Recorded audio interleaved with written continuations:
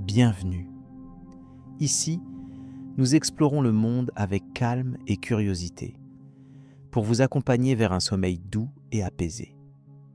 Pensez à vous abonner et à laisser un like dès maintenant, car dans quelques instants, vous serez déjà prêt à dormir. Fermez les yeux, tout commence. Les origines du roi Salomon.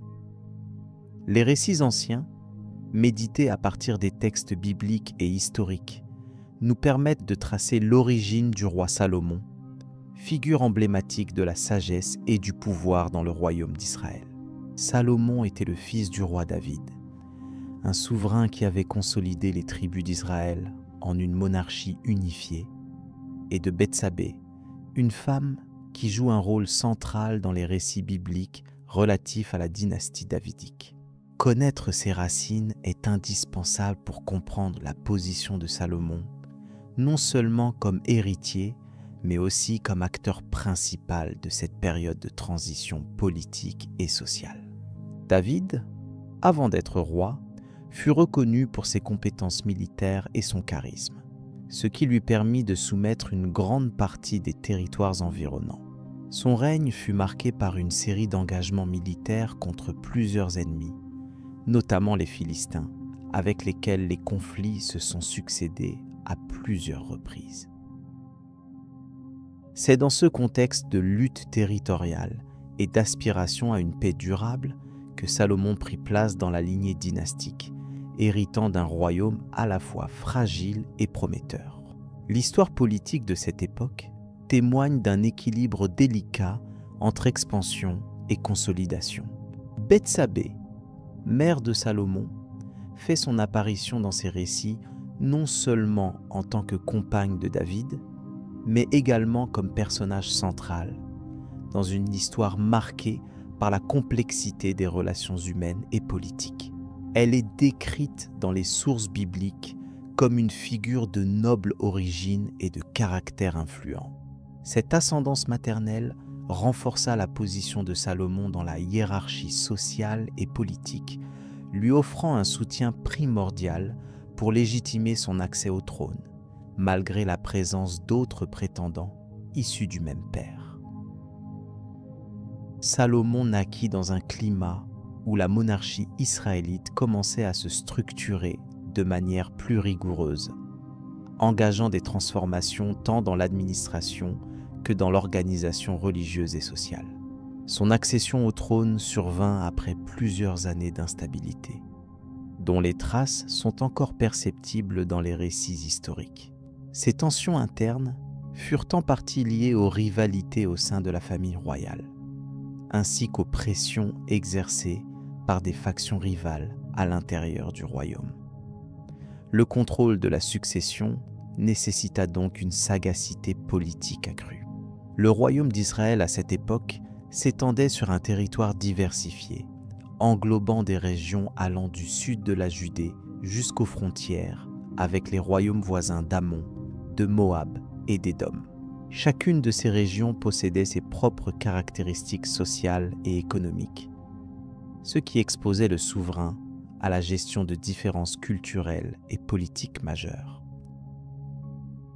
La stabilité du royaume dépendait donc en grande partie de la capacité de Salomon à harmoniser ces divers éléments, tâche qu'il entreprit dès le début de son règne.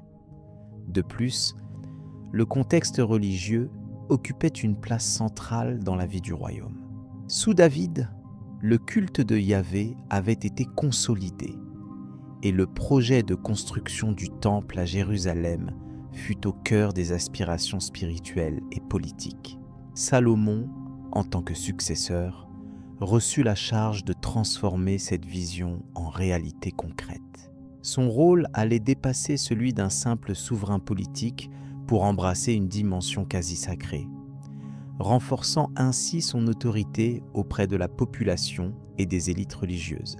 Les récits antiques insistent sur la continuité dynastique, soulignant que Salomon n'était pas simplement un successeur quelconque, mais l'élu destiné à accomplir le projet initié par son père. Cette perception est renforcée par la manière dont les textes décrivent son éducation et sa formation, qui auraient été particulièrement soignées. Salomon aurait bénéficié d'un apprentissage avancé en matière de loi, de gouvernance et de connaissances religieuses, préparant ainsi un règne fondé sur la sagesse et la justice. Il est également important de noter que le cadre historique, bien que largement dominé par les sources bibliques, s'enrichit grâce à l'analyse archéologique et aux documents contemporains. Ces études apportent une compréhension plus nuancée de la période, confirmant certains aspects du récit traditionnel, tout en mettant en lumière des réalités politiques complexes. Par exemple, les inscriptions et les vestiges architecturaux montrent que la ville de Jérusalem, centre du pouvoir, connut une expansion significative sous Salomon, illustrant son rôle de bâtisseur et d'organisateur. L'influence des alliances matrimoniales constitue un autre aspect fondamental à considérer. Salomon contracta plusieurs unions avec des princesses issues des royaumes voisins, notamment avec la fille du pharaon d'Égypte. Ces alliances stratégiques avaient pour but de consolider les rapports diplomatiques et de sécuriser les frontières. Elles témoignent d'une diplomatie active et pragmatique nécessaire dans un environnement géopolitique instable. Cette politique matrimoniale renforça non seulement la légitimité de Salomon, mais aussi son réseau d'influence au-delà des limites du royaume d'Israël. Le poids de la tradition juive présente Salomon comme un souverain dont la sagesse dépasse la simple gouvernance politique. Cette caractéristique a contribué à son image durable dans la culture et la mémoire collective. Toutefois, il reste essentiel de distinguer les constructions littéraires des faits historiques. La figure de Salomon, bien que magnifiée, s'inscrit dans une réalité où il fut confronté à des défis concrets, notamment la gestion d'un royaume en expansion et l'organisation d'un appareil étatique efficace. En résumé, Salomon apparaît comme un héritier direct du roi David et de Bethsabée, dont le règne s'inscrit dans une phase de transition vers un État centralisé et organisé. Son apparition coïncide avec une période où le royaume d'Israël solidifiait ses institutions, menait une vie religieuse structurée et développait une diplomatie active. Cette genèse marque donc le point de départ d'une ère qui allait se distinguer par des réalisations majeures, tant sur le plan politique que spirituel. Les fondations posées durant cette période eurent un impact durable sur l'histoire d'Israël et au-delà. Aborder maintenant l'évolution de son règne permettra de comprendre comment ses origines ont influencé ses décisions et ses actions, dévoilant ainsi les différentes facettes de son pouvoir et de son influence. L'accession au trône Salomon est issue d'une lignée royale très significative dans l'histoire d'Israël. Son père, David, est une figure majeure, connue pour avoir établi la monarchie unifiée en terre d'Israël, après une série de conquêtes militaires et de luttes internes. Le règne de David a posé les bases d'un royaume puissant, mais marqué par des conflits et des oppositions, tant à l'intérieur qu'à l'extérieur. Salomon, en tant que quatrième fils de David selon les récits bibliques, n'était pas le plus évident héritier, mais son accession au trône s'est déroulée selon un processus complexe, influencé par des alliances politiques et des rivalités familiales. Le contexte de cette transition royale est crucial pour comprendre le rôle et les responsabilités qui sont tombées sur Salomon. À la mort de David, le royaume ne bénéficiait pas d'une paix stable complète. Des trônes rivaux se disputaient le pouvoir, notamment Adonias, son frère aîné, qui avait tenté de s'autoproclamer roi avant l'officialisation de la succession de Salomon. Ce fait illustre la fragilité du pouvoir à cette époque et la nécessité pour le successeur choisi de consolider son autorité rapidement et de manière décisive. Salomon a dû faire face à de nombreuses menaces internes avant même de pouvoir s'affirmer pleinement en tant que souverain légitime. La montée au pouvoir de Salomon fut également marquée par l'intervention de sa mère, Bathsheba, qui joua un rôle politique essentiel. Dans les récits antiques, elle est décrite comme ayant plaidé auprès de David pour que son fils soit reconnu comme héritier indiscutable. Cette action a assuré non seulement sa position, mais aussi la continuité de la dynastie davidique. Bathsheba apparaît donc comme une figure clé dans la sécurisation de la succession royale, en particulier dans un contexte où les droits au trône pouvaient être contestés par plusieurs prétendants issus de la même famille. Une fois sacré, Salomon a dû rapidement affirmer son pouvoir. Il s'attacha d'abord à éliminer ses rivaux, ce qui était une pratique commune pour garantir la stabilité du règne naissant. Selon les sources anciennes, Adonias tenta une nouvelle fois de renverser la situation. Mais Salomon, soutenu par ses alliés, imposa son autorité.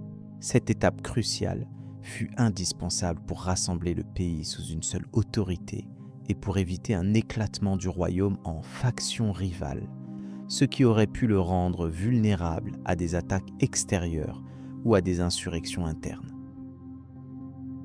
Salomon hérita également d'un royaume enrichi par les campagnes victorieuses de David, mais il dut gérer diverses problématiques politiques et économiques. Le royaume d'Israël sous David avait vu une expansion territoriale significative et une centralisation des pouvoirs.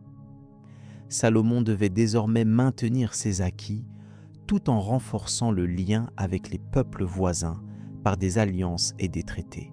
Cette stratégie de paix relative contrastait avec les entrées militaires de son père, soulignant un virage vers une gouvernance plus diplomatique afin d'assurer une stabilité durable pour le royaume. Le rôle religieux prit également une place centrale dans le règne de Salomon. Alors que David avait préparé les plans pour la construction du temple, c'est sous le règne de Salomon que cet édifice fut effectivement réalisé, marquant un tournant spirituel et politique majeur. La construction du temple symbolisait l'unification du peuple d'Israël autour d'un culte centralisé, renforçant ainsi la souveraineté royale tout en satisfaisant les aspirations religieuses d'une nation en quête d'identité. La responsabilité historique qui pesait sur Salomon en tant que bâtisseur et souverain légitime renforça son image auprès de ses sujets. Salomon est aussi reconnu pour sa sagesse, un trait caractéristique qui lui permit de gouverner avec efficacité durant ses premières années. Cette sagesse est relayée dans plusieurs récits anciens où il se montre capable de jugements judicieux, équilibré et respecté par ses contemporains. La légende rapportée concernant le jugement entre deux femmes réclamant un même enfant illustre son aptitude à résoudre des conflits avec discernement. Cette qualité renforça sa popularité et assura une certaine paix sociale, évitant ainsi des confrontations inutiles au sein du royaume. Cependant, la consolidation du pouvoir royal ne s'est pas faite sans difficulté. Salomon dut gérer les pressions des puissants clans tribaux et nobliaux qui souhaitaient conserver leur influence sous la nouvelle dynastie. La redistribution des terres et des charges publiques fut l'un des moyens par lesquels il s'affirma comme monarque centralisateur. Par ailleurs, sa politique de mariage diplomatique avec des princesses étrangères permit de sceller des alliances importantes, mais introduisit également des éléments culturels et religieux diversifiés qui deviendront par la suite source de tensions. Les défis auxquels Salomon fit face au début de son règne reflètent ainsi une période charnière. Son habileté politique, son sens de la justice et sa stratégie diplomatique ont permis de poser les bases d'un règne long et relativement pacifique qui marqua profondément l'histoire d'Israël. Son accession au trône n'est donc pas simplement l'héritage d'une lignée royale, mais le résultat d'une gestion habile des luttes internes, des alliances et des enjeux spirituels qui faisaient de ce moment un tournant décisif. Dans cette perspective, L'image de Salomon comme un roi justicier et diplomate s'imposa progressivement, engendrant des attentes élevées quant à la gestion des affaires du royaume. L'expérience de son père David, consolidée par la sagesse du jeune souverain, ouvrit la voie à une ère nouvelle où le pouvoir royal s'exerçait à la croisée des intérêts politiques, religieux et sociaux. Ainsi se prépare la transition vers un règne qui ne sera pas seulement militaire, mais aussi marqué par la construction et la paix. Deux éléments essentiels pour comprendre la suite de son histoire. La sagesse légendaire de Salomon. La figure de Salomon occupe une place singulière dans l'histoire antique, principalement en raison de la sagesse qui lui est traditionnellement attribuée. Fils de David, roi d'Israël, il succède à son père sur le trône vers la fin du Xe siècle avant notre ère, devenant ainsi une figure centrale dans les traditions bibliques et historiques. Ce règne est marqué par des décisions exemplaires, reconnues notamment dans les récits des anciens, qui soulignent son aptitude à résoudre des conflits complexes avec une clairvoyance remarquable. La renommée de Salomon tient surtout à son don de jugement, une qualité qui, selon les sources, lui aurait été conférée par une inspiration divine. Ces sentences sont rapportées comme des exemples de discernement parfait, ce qui lui vaut d'être considéré comme un modèle de justice équitable. Cette réputation se manifeste notamment dans l'épisode le plus célèbre où il tranche un différend entre deux femmes se disputant la maternité d'un enfant. Une histoire qui illustre son habileté à percevoir la vérité au-delà des apparences. Sur le plan politique, la sagesse de Salomon se manifeste également par sa capacité à maintenir l'unité du royaume et à instaurer une paix durable, condition nécessaire à un gouvernement stable. Son règne est ainsi caractérisé par un équilibre entre pouvoir religieux et civil, renforcé par la construction du Temple de Jérusalem, lieu central du culte et symbole de son autorité. Cette initiative témoigne de son souci de renforcer la cohésion sociale et spirituelle de son peuple. Les textes antiques attribuent à Salomon un savoir encyclopédique dans divers domaines, allant de la philosophie à l'architecture, en passant par la poésie et la gestion administrative. Cette polyvalence témoigne d'une culture approfondie, fruit à la fois d'une éducation rigoureuse et d'une curiosité intellectuelle sans cesse renouvelée. Les traditions juives et les commentaires rabbiniques soulignent son rôle de législateur et de sage, dont les décisions ont servi de fondement à de nombreuses lois. Par ailleurs, la sagesse de Salomon s'exprime aussi par son aptitude à gérer les relations diplomatiques avec les royaumes voisins. Des alliances stratégiques, notamment avec le pharaon d'Égypte, sont mentionnées dans plusieurs sources, confirmant l'importance de sa diplomatie. Ce réseau politique étendu contribue à la sécurité et à la prospérité du royaume, consolidant son rayonnement régional tout en préservant l'indépendance d'Israël. L'influence de Salomon sur le droit est également notable. Il instaure des principes qui témoignent d'une justice mesurée, visant à l'équité plutôt qu'à la sévérité excessive. Ces jugements s'appuient sur une connaissance approfondie des cas juridiques, illustrant une capacité à peser les circonstances et les intentions, ce qui tranche avec des pratiques juridico-politiques plus rigides observées dans d'autres monarchies de la période. En termes de sagesse pratique, Salomon est décrit comme un monarque qui valorise le conseil et l'échange d'idées. Il s'entoure d'experts et d'érudits, encourageant la réflexion collective pour prendre des décisions éclairées. Ce style de gouvernance démocratique, même s'il reste centré sur sa personne, révèle une approche relativement moderne pour l'époque et participe au prestige intellectuel de son règne. Les récits anciens insistent par ailleurs sur la capacité de Salomon à discerner la nature humaine, ce qui lui permet de gérer efficacement les différentes exigences sociales et politiques. Son aptitude à comprendre les motivations des individus ainsi que les enjeux de puissance contribue à sa réussite en tant que souverain juste, au-delà des simples questions judiciaires. Cette écoute attentive du contexte social renforce la légitimité de son autorité. Dans le domaine culturel, le roi Salomon est aussi crédité de la production de corpus littéraires importants, notamment quelques proverbes et chants qui figurent dans la Bible.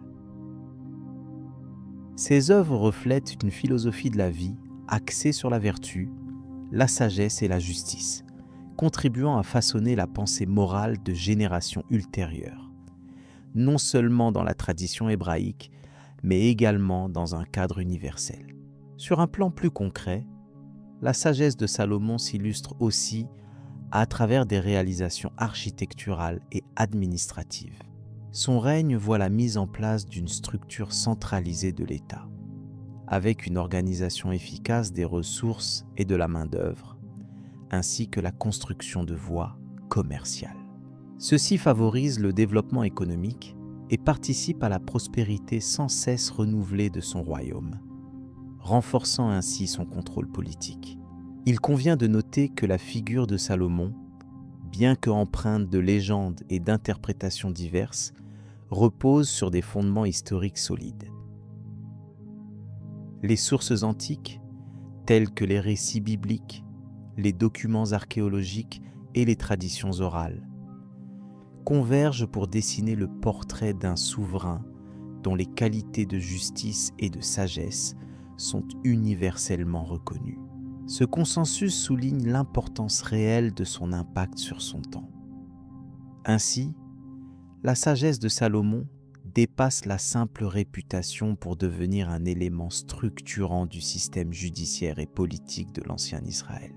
Elle illustre une vision du pouvoir, où la légitimité s'appuie sur l'équité, la réflexion et la connaissance.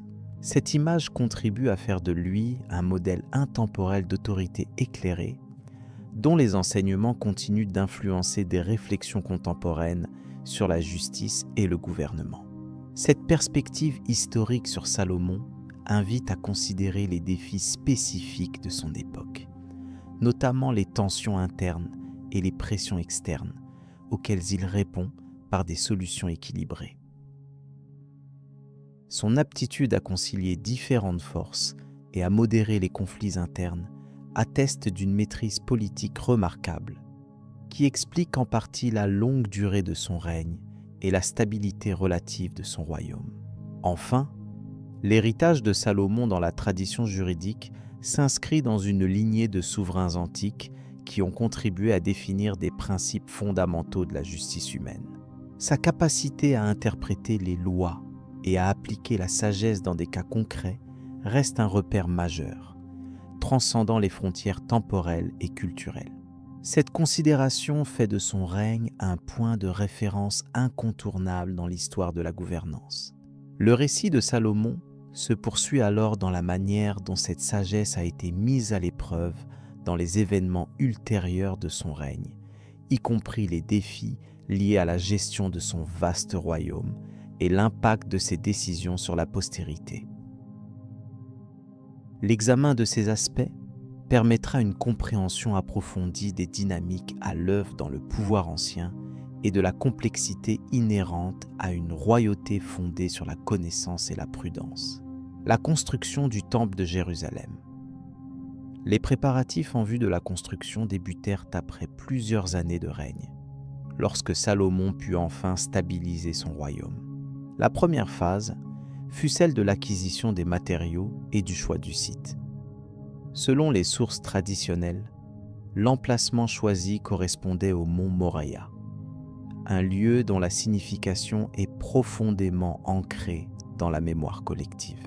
Il s'agissait d'un point stratégique, accessible mais également symbolique, où déjà plusieurs générations avaient vécu des événements fondamentaux. La dimension symbolique du site augmentait ainsi l'importance de la future édification. L'organisation de la main-d'œuvre fut une étape clé. Salomon fit appel à des artisans spécialisés, notamment des forgerons, des charpentiers et des tailleurs de pierre, regroupés en équipes coordonnées. Ces artisans n'étaient pas seulement des travailleurs manuels, ils incarnaient un savoir-faire transmis de génération en génération, garantissant la qualité et la pérennité du bâtiment.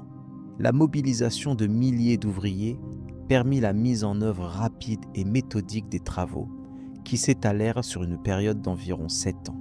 Chaque équipe intervenait selon un planning strict, supervisé par des intendants et des experts en architecture. Les matériaux utilisés furent d'une qualité exceptionnelle et provenaient de diverses régions. Le bois de cèdre, très prisé, était importé du Liban, reconnu pour sa durabilité et sa résistance aux intempéries. La pierre, quant à elle, était extraite localement dans des carrières proches, afin d'assurer la cohérence esthétique et la solidité des fondations. D'autres éléments comme l'or, l'argent et le bronze constituaient des décorations et des ornements essentiels qui reflétaient la grandeur et la richesse du royaume. L'ensemble de ces ressources fut administré avec une rigueur administrative remarquable. Le plan architectural du temple obéit à des schémas stricts et codifiés. Le bâtiment principal était divisé en plusieurs parties. L'aire extérieure ouverte aux fidèles, le sanctuaire réservé à l'élite religieuse et la chambre intérieure, dite le Saint des Saints. Ce dernier espace était considéré comme la résidence tangible de la divinité, inaccessible sauf aux prêtres les plus hauts gradés et en des occasions très limitées. La disposition intérieure et les proportions respectaient des directives précises, destinées à inspirer respect et dévotion. Salomon s'assura personnellement que chaque détail corresponde aux prescriptions héritées. Le temple ne se limitait pas à une fonction religieuse. Il avait également une dimension politique essentielle. Sa construction renforçait la centralisation du pouvoir royal et affirmait la souveraineté de Salomon sur le territoire. En construisant ce monument, le roi affirmait son rôle en tant que médiateur entre la divinité et son peuple, reliant ainsi symboliquement les sphères terrestres et célestes. Les rituels pratiqués à l'intérieur du temple étaient en ce sens une manifestation visible de cette connexion spéciale. Le sanctuaire devint rapidement un centre névralgique pour les pèlerinages et les célébrations. Les sources bibliques fournissent des descriptions détaillées de cette réalisation, notamment dans les livres des rois et des chroniques. Ces textes rapportent que la consécration du temple fut accompagnée de cérémonies solennelles impliquant des sacrifices et des prières rituelles. La présence de l'Arche de l'Alliance dans le Saint des Saints incarnait la confirmation de la bénédiction divine sur l'édifice. Ce symbole, chargé d'une charge spirituelle immense, centralisait l'attention et la foi de la communauté. La consécration fut le point culminant d'un processus commencé de nombreuses années auparavant. Au-delà de la structure matérielle, le temple de Jérusalem devint un référent culturel. Il fut à l'origine de nombreuses traditions liturgiques et de pratiques religieuses qui perdurèrent à travers les siècles. Le rôle du temple dépassait ainsi le cadre purement spirituel pour s'inscrire dans le temps et la mémoire collective du peuple israélite. Il fut conservé comme un élément fondamental de leur identité, notamment à travers les récits transmis oralement avant d'être consignés dans les écrits sacrés. Cependant, la complexité du projet ne doit pas faire oublier les difficultés rencontrées. Des tensions internes au royaume ont pu émerger, liées aux exigences matérielles et sociales de la construction. La mobilisation intense des populations et les lourdes charges fiscales ont probablement généré des frictions. Ces aspects, bien que moins documentés, font partie intégrante de la réalité historique de cette entreprise. Ils illustrent les sacrifices et les compromis nécessaires pour ériger un édifice de cette envergure.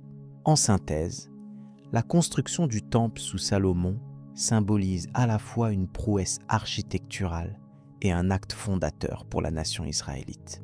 Par ce projet majeur, Salomon affirma non seulement sa puissance politique, mais aussi son engagement religieux. Le temple devint le cœur de la vie spirituelle et culturelle d'Israël, marquant un jalon dans l'histoire ancienne. La suite de cette histoire conduit naturellement à examiner les événements qui suivirent cette période, notamment l'impact durable de ce monument sur les générations futures. L'organisation du royaume Salomon, reconnu pour sa sagesse et sa capacité à gouverner un royaume florissant, a instauré une organisation administrative rigoureuse afin d'assurer la stabilité et la prospérité de ses terres. Dès le début de son règne, il a examiné la nécessité d'une structure efficace qui favoriserait la gestion des ressources et le maintien de l'ordre. Ce système devait non seulement permettre un contrôle facilité, mais aussi garantir une répartition équitable des impôts, essentielle au financement des nombreuses constructions et projets royaux. Ainsi, il a institué une subdivision administrative du royaume en plusieurs districts, chacun confié à un responsable loyal et compétent. La division du territoire en districts représentait un choix stratégique permettant une gouvernance décentralisée, tout en assurant une cohérence dans l'application des directives royales. Ces districts, au nombre précisément déterminé, privilégiaient une organisation qui tenait compte des limites géographiques, des communautés locales et des ressources naturelles disponibles. Chaque gouverneur de district agissait sous la supervision directe du roi, mais possédait une autonomie relative dans la gestion quotidienne, ce qui minimisait les retards administratifs. Ce mode de gouvernance a rapidement renforcé l'efficacité des actions menées, qu'il s'agisse de la collecte des taxes ou de l'entretien des infrastructures. Un aspect central du système mis en place par Salomon résidait dans l'instauration d'un mécanisme fiscal structuré. Le roi avait conscience que les recettes financières étaient indispensables pour soutenir les projets d'envergure, notamment la construction du célèbre temple et le maintien de son armée. La fiscalité était basée sur une évaluation régulière des terres cultivées, des biens et des commerces. Chaque habitant ou groupe était astreint à verser une part définie, calculée avec précision, assurant ainsi une source de revenus stable et prévisible. Cette méthode permettait d'éviter les abus et les inégalités, favorisant une certaine justice sociale dans le recouvrement des impôts. Par ailleurs, Salomon a su instaurer un système de recrutement administratif composé de fonctionnaires qualifiés et encouragés à appliquer les lois avec impartialité.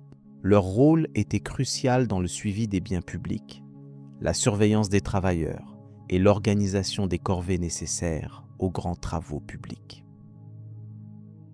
Ces agents, sélectionnés principalement pour leur intégrité et leurs compétences, assuraient ainsi une continuité dans la gestion quotidienne et un respect rigoureux des directives royales, contribuant à la renommée d'un royaume bien ordonné.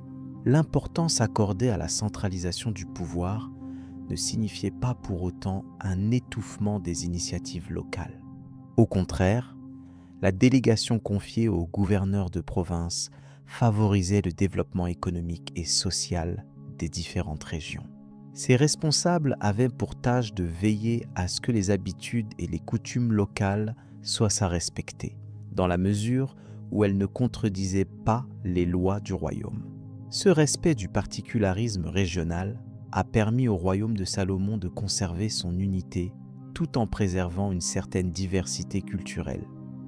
Un équilibre délicat qui témoigne de la finesse de son administration. La maintenance des routes commerciales fut un autre pilier de cette organisation. Salomon investit dans l'amélioration des voies de communication, facilitant le déplacement des marchandises et des personnes, ce qui stimulait le commerce intérieur et extérieur. Par cette politique, le roi a favorisé l'intensification des échanges avec les nations voisines, renforçant l'influence de son royaume dans la région. De plus, le contrôle de ces voies permettait aussi de sécuriser les transports, important pour l'économie et la défense. Un rôle particulier fut attribué aux scribes et aux archivistes chargés de conserver les documents officiels, les recensements et les registres fiscaux. Leurs tâches aux multiples facettes étaient essentielles pour assurer la transparence des opérations administratives et la continuité des transmissions d'informations. Le travail méticuleux de ces fonctionnaires constituait la mémoire institutionnelle du royaume, lui permettant de garder une trace rigoureuse des performances économiques et des décisions politiques. Le roi Salomon prêta aussi une attention particulière à l'organisation judiciaire. Il institua des tribunaux répartis sur l'ensemble du territoire, où les différends pouvaient être traités avec impartialité. Ces juridictions, supervisées par des juges compétents, permettaient d'apaiser les tensions sociales et d'assurer une application cohérente des lois. Ce système judiciaire participait directement à la stabilité du royaume, rendant possible un climat de confiance indispensable à la vie en communauté. Le maintien d'une armée disciplinée faisait également partie intégrante de l'organisation royale. Cette force, bien entraînée et bien équipée, servait à défendre le royaume contre les menaces extérieures, mais aussi à garantir la paix à l'intérieur des frontières. Le recrutement, l'entraînement et la logistique des soldats étaient étroitement liés à la structure administrative en place, assurant une coordination efficace en cas de besoin. Il convient de souligner aussi l'importance des projets d'infrastructure dans la consolidation du royaume. Sous l'impulsion du roi, furent réalisés de nombreux travaux publics, tels que la construction de puits, de murailles, de palais et d'espaces publics. Ces réalisations nécessitaient une organisation minutieuse de la main-d'œuvre et des ressources, ce qui fut rendu possible grâce au système administratif centralisé et à la mobilisation des habitants recrutés selon des règles définies. En résumé, l'organisation du royaume sous Salomon repose sur une combinaison de centralisation et de décentralisation, garantissant à la fois l'autorité suprême du roi et l'efficacité locale des gouverneurs. Le système fiscal rigoureux, l'administration compétente, l'entretien des infrastructures, la justice et la défense s'articulaient harmonieusement, facilitant ainsi le développement d'un royaume prospère et stable. Cette expérience administrative illustre la capacité de Salomon à conjuguer sagesse et pragmatisme dans la gestion d'un vaste territoire complexe. Ces dispositifs, véritables piliers de l'État salomonien, ouvrent la voie à une analyse plus approfondie des stratégies politiques et militaires qui ont contribué à pérenniser le royaume. La gestion réfléchie et méthodique de Salomon invite à poursuivre la réflexion sur les mécanismes du pouvoir et leur influence sur l'histoire de la région. Les alliances diplomatiques, le règne de Salomon est souvent considéré comme une période de prospérité et de stabilité dans l'histoire antique, en grande partie grâce aux alliances diplomatiques qu'il sut établir avec les royaumes voisins. Ces relations de coopération reposaient sur des accords politiques soigneusement négociés, qui renforçaient son pouvoir et assuraient la sécurité de son royaume face aux menaces extérieures. Parmi ces partenariats, les mariages royaux occupaient une place prépondérante, servant notamment à sceller des traités et à créer des liens durables entre les familles dirigeantes. Salomon, fils de David et de Bathsheba, comprit l'importance stratégique des alliés à ses confins. Il épousa plusieurs princesses étrangères, notamment la fille du pharaon d'Égypte. Ce mariage, bien documenté dans les textes antiques, illustre un rapprochement politique avec l'un des pouvoirs les plus influents de l'époque. Contrairement à certaines sources légendaires, il est important de noter que seule la princesse égyptienne est confirmée par les documents historiques comme épouse étrangère officielle, sans excès ni exagération quant à la quantité de femmes étrangères. Ces unions matrimoniales ne se limitaient pas à un simple symbolisme familial, mais constituaient un mécanisme diplomatique à part entière. Elles permettaient d'établir des réseaux de communication et d'échanges commerciaux entre les royaumes, facilitant l'importation de biens précieux, tels que l'or, l'encens et les épices venus d'Arabie et d'Inde. Ainsi, Salomon put tirer parti de son positionnement géographique pour faire de Jérusalem un centre névralgique du commerce et de la diplomatie. Par ailleurs, Salomon entretenait des relations étroites avec le roi de Tyr, Hiram. Cette alliance commerciale fut essentielle pour la construction du Temple de Jérusalem, un projet monumental nécessitant des matériaux rares et une expertise spécialisée. Hiram, en tant que souverain de la cité phénicienne, apporta au roi d'Israël du bois de cèdre et des ouvriers qualifiés. Cette collaboration démontre comment les intérêts économiques et religieux pouvaient converger pour renforcer les liens entre deux puissances régionales. Dans le même ordre d'idées, Salomon conclut des accords commerciaux avec des royaumes arabes tels que ceux de Madian et d'Édom. Ces accords concernaient notamment le commerce des métaux précieux et l'entrée sur des routes caravanières stratégiques. La possession ou le contrôle indirect de ces voies garantissait non seulement des profits économiques considérables, mais aussi une influence politique accrue sur les territoires environnants. Ce réseau complexe d'alliances consolidait ainsi la position diplomatique de Salomon. Les textes anciens relatent également des voyages commerciaux ambitieux, entrepris sous le règne de Salomon, qui auraient atteint l'île de Chypre et même la région de Ophir. Bien que les localisations précises d'Ophir restent débattues, cette destination était réputée pour ses richesses en or et en pierres précieuses. Des expéditions maritimes furent envoyées pour récupérer ces marchandises exotiques, témoignant de la capacité logistique et de l'organisation du royaume à cette époque. Ces activités commerciales renforçaient la renommée de Salomon au-delà des frontières. Il convient de souligner que si Salomon étendit son influence par ses alliances, il évita la confrontation militaire directe avec ses puissants voisins. Les sources antiques n'attribuent aucune guerre majeure à son règne, au contraire, elles insistent sur une politique de paix pragmatique. Cette stratégie reposait sur des échanges et des compromis, préférant la stabilité diplomatique aux conflits ouverts. Le fait d'avoir su maintenir cet équilibre fut sans doute une des clés du succès de son administration. Les diplomaties matrimoniales de Salomon concernèrent aussi les peuples du Nord, notamment les royaumes araméens. Bien que les données soient non plus rares, il est plausible que des alliances aient été formées avec des cités comme Damas, intégrant des accords commerciaux subtils et des échanges culturels.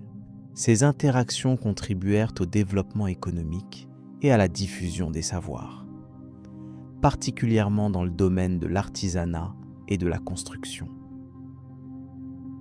La circulation des idées et des biens ainsi favorisée permit de renforcer la cohésion régionale.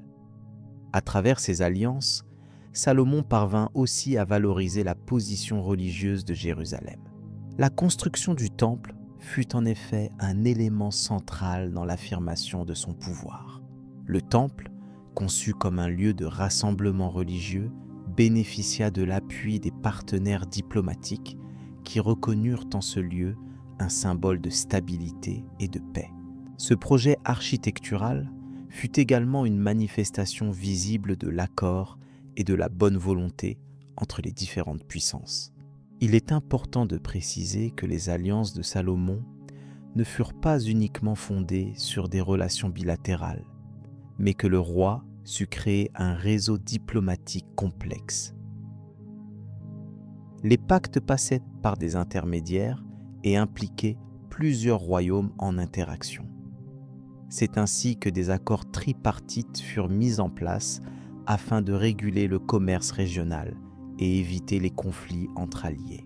Cette méthode témoigne d'une grande maîtrise politique et organisationnelle qui assure un équilibre fragile. Salomon fit preuve de prudence dans ses alliances, évitant les excès qui auraient pu fragiliser son royaume.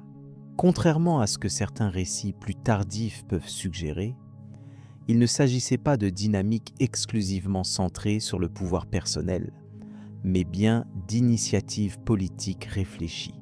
Cette approche pragmatique contribua au maintien d'une paix durable dans une période souvent marquée par les conflits incessants. Les archives antiques mentionnent également des échanges culturels favorisés par ces alliances. Les artisans, les scribes et les marchands circulaient régulièrement entre Jérusalem et les autres capitales, apportant avec eux des innovations technologiques et artistiques. Ces flux permirent le développement d'un art israélite original qui s'inspira des techniques phéniciennes notamment. Ces influences croisées enrichirent le patrimoine matériel et immatériel du royaume, garantissant une vitalité culturelle continue. Ces collaborations ne se limitèrent pas à l'économie et à la culture. Elles inclurent aussi des échanges de connaissances, notamment en matière de commerce maritime. Les Phéniciens, maîtres dans ce domaine, enseignèrent aux Israélites les techniques de navigation et de construction navale. Ces savoirs améliorèrent la capacité du royaume à gérer des expéditions longues et à sécuriser ses routes commerciales. Une telle évolution technique témoigne d'un transfert de compétences essentielles. Il est à relever aussi que la paix et la coopération n'étaient pas uniquement signées par des traités, mais aussi entretenues par des pratiques diplomatiques courantes. Les ambassadeurs étaient régulièrement envoyés aux cours alliées pour renouveler les pactes ou discuter de nouvelles opportunités. Ces échanges formels et informels constituaient une toile d'interaction telle que le royaume de Salomon devint un acteur incontournable sur la scène politique régionale. Enfin, Salomon utilisa cette diplomatie pour asseoir son prestige personnel et l'autonomie de son royaume. Il se présenta non seulement comme un roi puissant, mais aussi comme un arbitre et un garant de la paix. Ce rôle fut renforcé par sa sagesse reconnue, qui servait de justification à sa politique de coopération. La stabilité obtenue permit à Jérusalem de prospérer économiquement et culturellement, assurant ainsi la pérennité du royaume dans une époque troublée. Cette synthèse des alliances diplomatiques de Salomon met en lumière une période caractérisée par la recherche d'une coexistence pacifique fondée sur l'économie, la culture et la politique. Imagine comment ces relations complexes allaient influencer durablement la géopolitique de la région. Leur étude prépare désormais le terrain à une analyse plus détaillée de la vie intérieure du royaume et des choix politiques internes qui suivirent. Le commerce et la prospérité économique. Sous le règne de Salomon, les échanges commerciaux prirent une ampleur sans précédent, contribuant significativement à la prospérité économique du royaume d'Israël. Les expéditions commerciales établirent des liens durables avec le royaume de Tyr, dirigé par Hiram, ainsi qu'avec des territoires situés au-delà de la mer Rouge. La coopération entre Salomon et Hiram permit l'accès à des ressources précieuses, notamment le bois de cèdre du Liban, utilisé dans la construction du temple ainsi que pour d'autres ouvrages monumentaux. Ce bois était un élément clé dans l'essor architectural, mais aussi un produit d'échange très apprécié dans la région. Les routes commerciales utilisées par Salomon comprenaient aussi bien des voies terrestres que maritimes. Les caravanes empruntaient des itinéraires traversant le désert de Negev jusqu'au port d'Ezion-Guéber, sur la mer Rouge. De là, les navires naviguaient vers Ophir, lieu mythique souvent associé aux richesses en or et en épices. Les documents antiques mentionnent des cargaisons de lingots d'or, d'argent, d'ivoire, ainsi que d'huile parfumée et de pierres précieuses. Ces marchandises circulaient non seulement pour le commerce local, mais aussi pour l'exportation vers d'autres régions du bassin méditerranéen et au-delà. L'alliance commerciale avec Hiram, roi de Tyr, fut un facteur déterminant dans la réussite économique de Salomon. Hiram envoyait des artisans et du matériel, facilitant l'extraction et le transport des ressources. En échange, Salomon fournissait des céréales, des bestiaux et certains matériaux locaux. Cette collaboration transforma Tyr en un centre névralgique de commerce maritime, renforçant les échanges culturels et économiques entre les nations. Le port de Tyr connaissait une activité florissante où s'entremêlaient marchands et navigateurs issus de nombreuses contrées. Par ailleurs, la nature des biens échangés sous Salomon reflète la diversité des besoins et des goûts des élites de l'époque. L'or, en particulier, occupait une place centrale dans les transactions. Les lingots provenant d'Ophir étaient fondus pour orner les temples et les palais, symboles de la richesse et du pouvoir royal. Les tissus précieux, parfois importés des régions lointaines, s'ajoutaient aux produits locaux, tels que la laine et le lin. Les épices, cruciales pour les rituels religieux ainsi que pour la gastronomie, circulaient également en quantité significative par ces réseaux commerciaux. Les routes terrestres facilitaient non seulement l'échange de biens, mais aussi la diffusion des idées et des technologies. Les caravanes transportaient des connaissances liées à la navigation, à la construction navale et à l'artisanat. Ces savoirs enrichissaient le royaume, favorisant des innovations dans divers domaines. Ainsi, la prospérité économique s'accompagnait d'un développement culturel notable, où la sagesse attribuée à Salomon ne se limitait pas à la gouvernance politique, mais s'étendait à la gestion des ressources et des relations internationales. Un autre aspect important concerne l'organisation administrative instaurée pour gérer ce flux commercial. Des fonctionnaires et des agents royaux surveillaient les transactions, veillant à la perception des taxes et à la protection des marchandises. Cette centralisation permit d'assurer la stabilité du commerce et d'éviter des conflits internes ou des fraudes. Les archives royales, bien que fragmentaires, témoignent d'une gestion rigoureuse matérialisée par des inscriptions et des sceaux utilisés dans le contrôle des échanges. Les travaux des historiens antiques soulignent également l'importance de la flotte maritime que Salomon fit construire à Ézion-Guéber avec l'aide des marins tyriens. Cette flotte, naviguant jusqu'à Ophir et probablement au-delà, joua un rôle stratégique dans le maintien de l'approvisionnement en matières précieuses. Les navires transportaient non seulement des métaux et des pierres, mais aussi des animaux exotiques destinés aux jardins royaux ou à des usages rituels. Cette connexion maritime élargit considérablement l'influence du royaume israélite dans la région. Il convient de mentionner que cette expansion commerciale s'inscrivait dans un contexte géopolitique complexe où le royaume de Salomon coexistait avec des puissances telles qu'Égypte et Babylone. Salomon sut naviguer habilement parmi ces contrées, évitant les conflits majeurs, ce qui permit la stabilité nécessaire au développement économique. Les alliances matrimoniales, bien que non évoquées ici en détail, renforçaient parfois ces liens politiques favorables aux échanges pacifiques.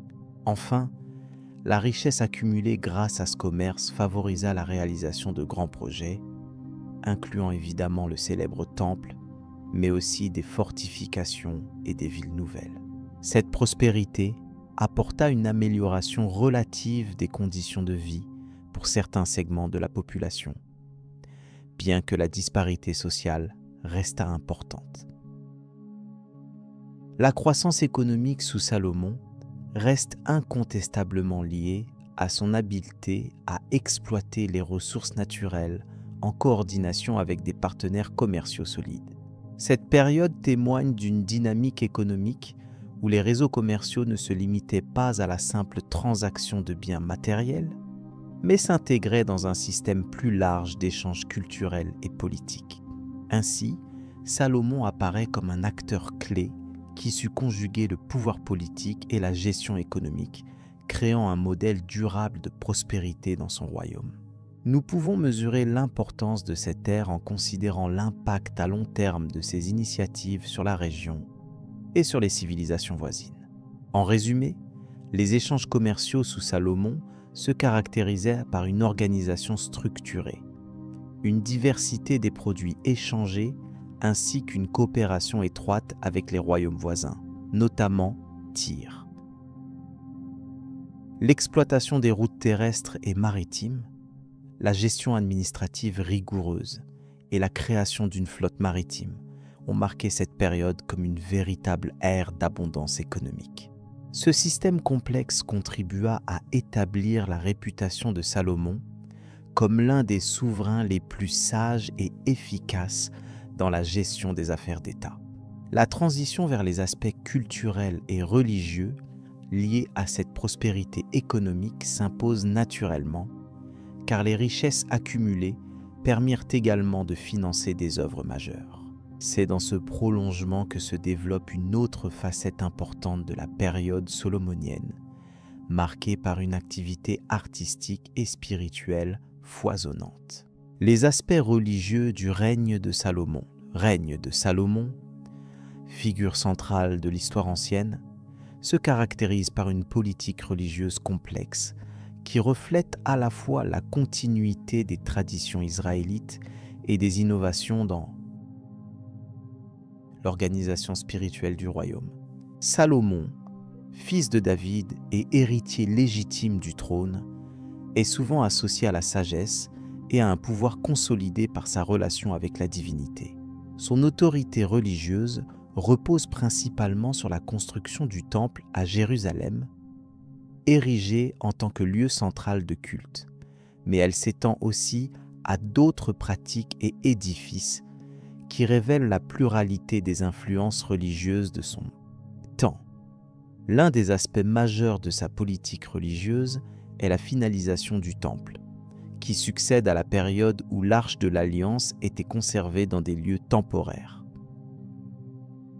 Le temple construit sous son ordre sert d'espace sacré, destiné à accueillir le Dieu unique d'Israël, Yahweh.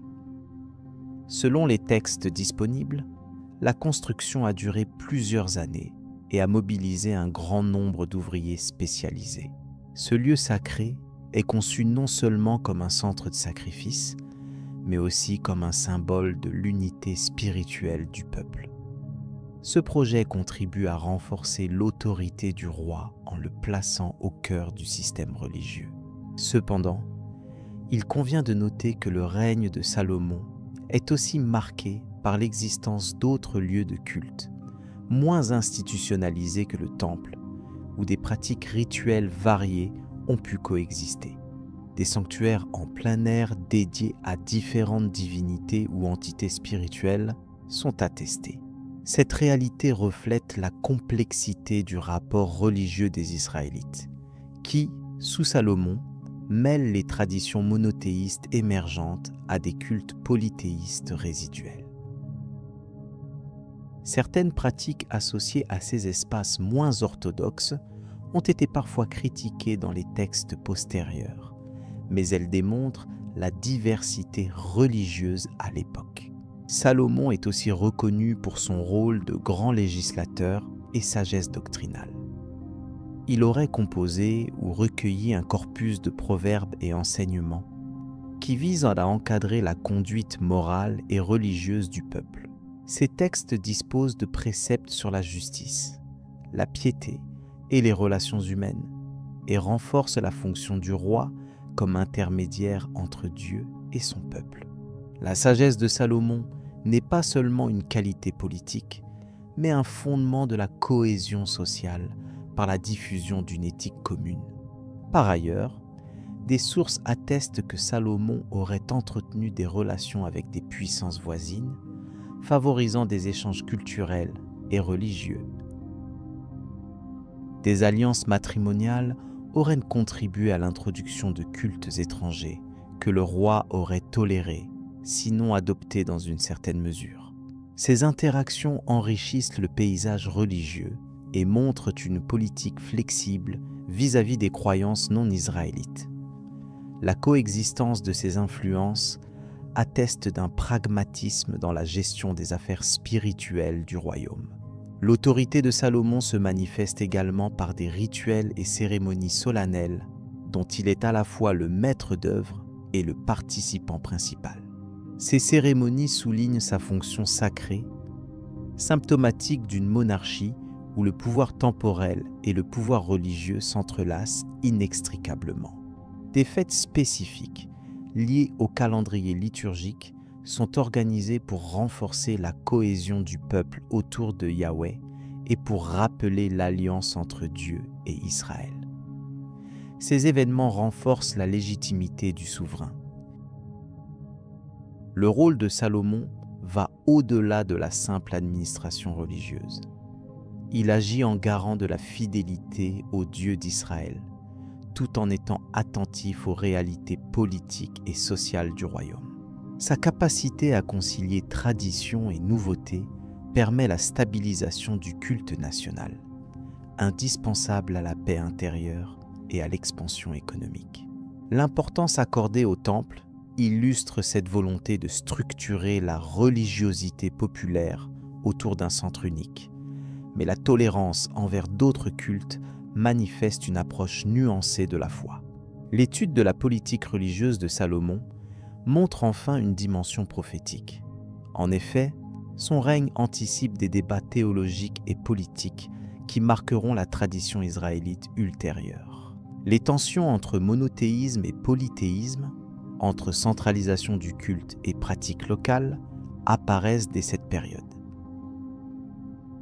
La figure de Salomon incarne cette complexité, oscillant entre réforme et accommodation, entre autorité stricte et ouverture pragmatique.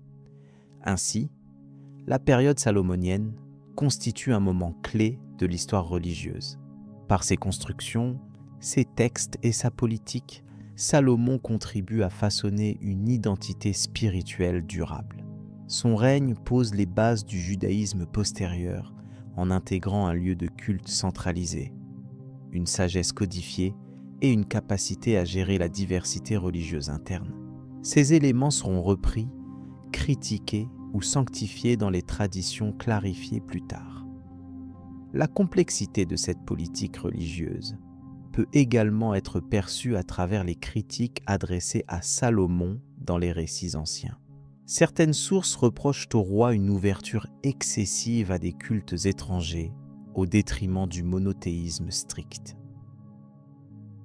Ces analyses postérieures soulignent les conséquences possibles d'une telle politique, notamment la dissolution de la pureté religieuse et l'affaiblissement moral du peuple. Toutefois, cette critique reflète davantage des débats théologiques qui surgiront bien après la période salomonienne que le contexte historique lui-même.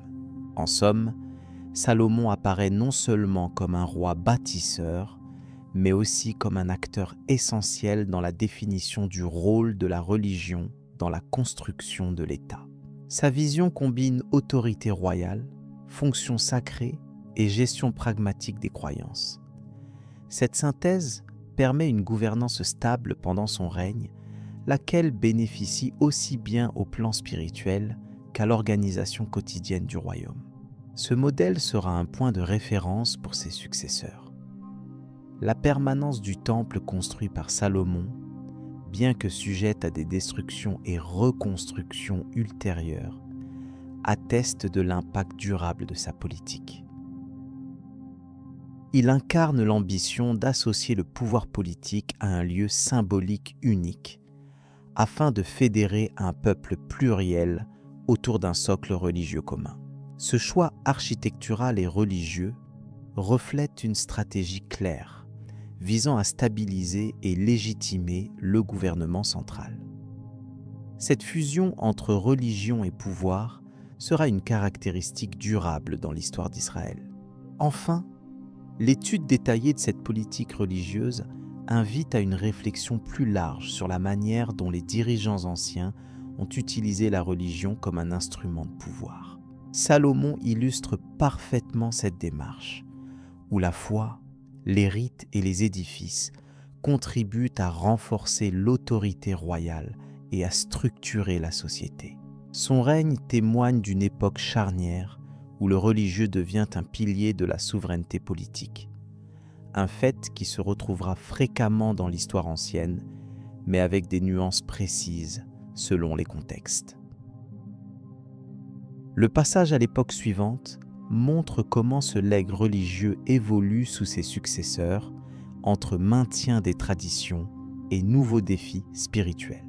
Cette histoire complexe se déploie à travers la gestion des conflits internes et les rapports avec les puissances étrangères influençant le paysage religieux du royaume. Elle prépare ainsi le terrain pour les chapitres ultérieurs, consacrés aux transformations politiques et religieuses lors des règnes postérieurs. Les controverses et critiques historiques. Les critiques entourant le règne de Salomon sont nombreuses et diverses, émanant à la fois de sources anciennes et de recherches historiographiques modernes. Ces controverses questionnent tant la réalité des récits bibliques que la nature exacte de son pouvoir et de son influence. Parmi les points soulevés, on trouve des doutes sur l'étendue de son empire, la véracité de ses richesses, ainsi que la dimension politique et religieuse de son autorité. Les textes anciens, notamment ceux issus de la tradition juive et des auteurs gréco-romains, proposent des perspectives variées.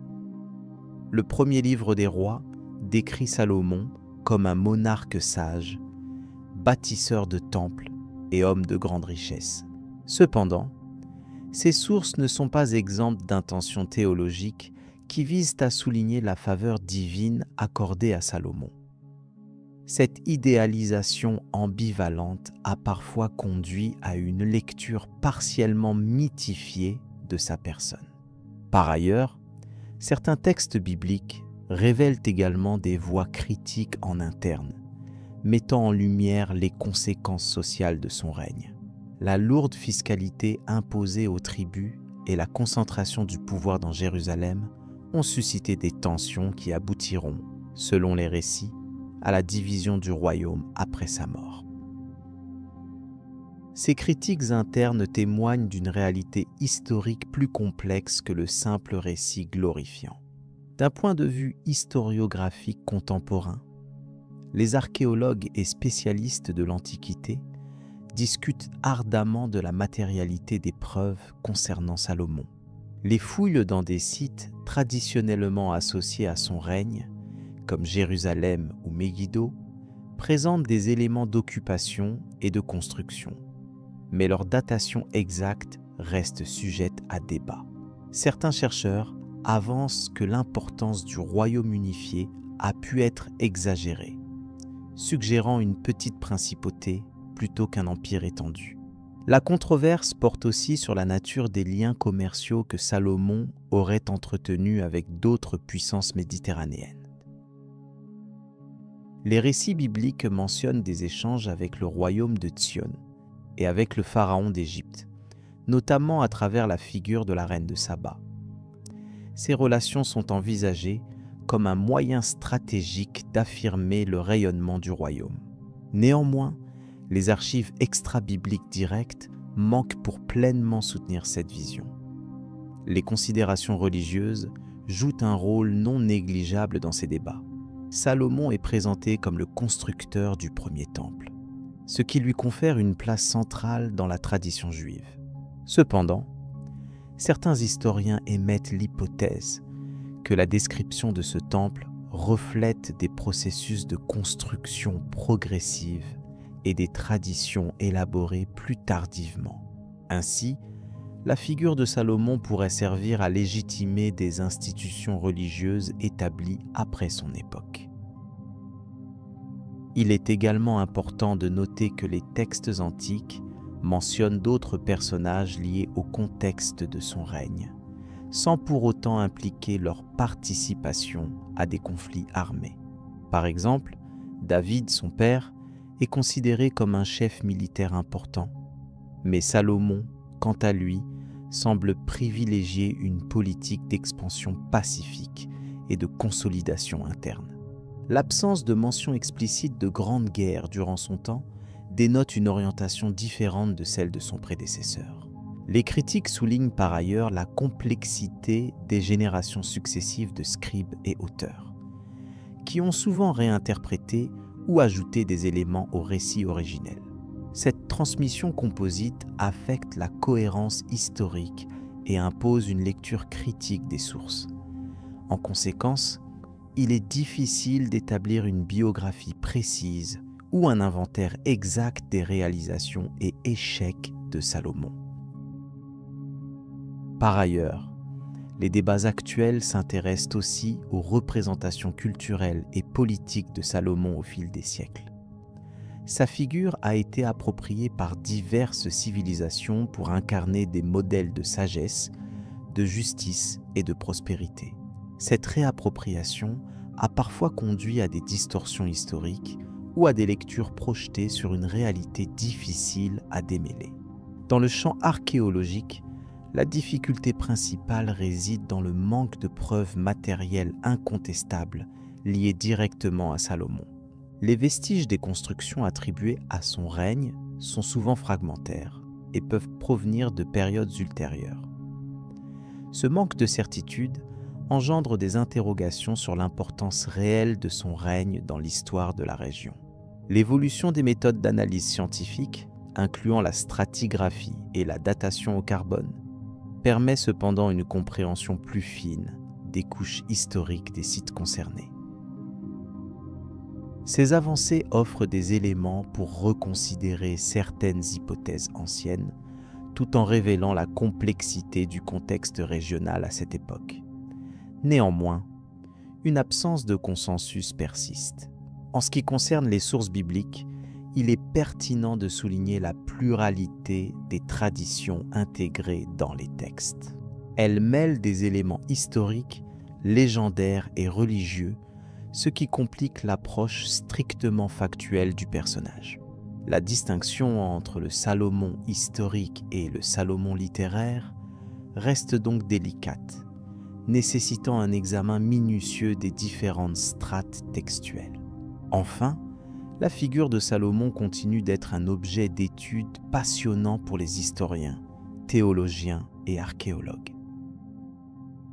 Elle symbolise à la fois les défis de la reconstruction historique à partir de sources variées et la richesse des traditions culturelles autour d'un personnage central.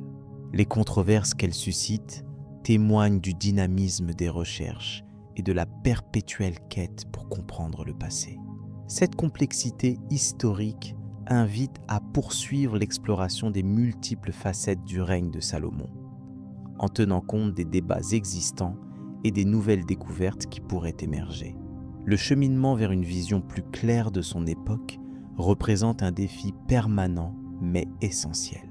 Ainsi, en examinant les différents aspects de sa vie et de son époque, il devient possible d'apprécier les nuances et les contradictions qui font de Salomon une figure à la fois fascinante et énigmatique. Cette réflexion conduit progressivement à considérer l'impact de son héritage sur les structures politiques et religieuses qui suivirent son temps. La succession et les héritiers du royaume. Après le décès du roi Salomon, la question de la succession s'imposa avec une acuité particulière. Salomon, ayant régné pendant plusieurs décennies, laissa derrière lui un royaume florissant, mais aussi des tensions latentes quant à la transmission du pouvoir. Il convient d'examiner les personnages attestés par les sources principales afin de comprendre les dynamiques qui modifièrent alors la structure politique du royaume d'Israël. Le successeur direct fut son fils Roboam. Les annales bibliques rapportent que Roboam monta sur le trône à l'âge de 41 ans. Son accession fut marquée par une période de troubles, notamment liée à des conflits internes issus de sa politique initiale d'augmenter la pression fiscale sur les diverses tribus. La situation dégénéra rapidement, conduisant à une révolte menée par les 10 tribus septentrionales, qui refusèrent son autorité. Cette dissidence entraîna la division du royaume en 2 entités distinctes.